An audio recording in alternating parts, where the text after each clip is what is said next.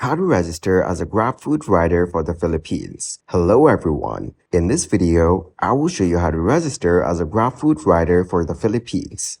First, open your web browser and search for Register Grab Rider Philippines.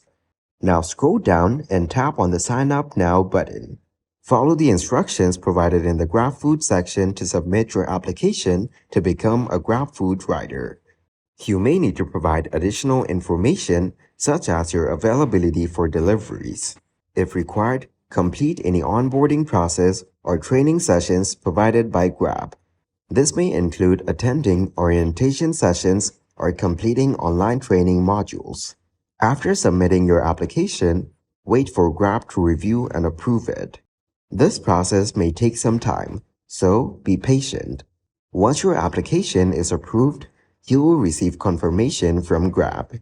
This may include instructions on how to start accepting delivery requests and any additional steps you need to take. Once approved and ready, you can start accepting delivery requests through the Grab driver app and begin earning as a Grabfood rider. Thank you guys for watching this video. Hope you got some value. Make sure to like the video and subscribe to the channel to get notified of new videos. See you in the next one.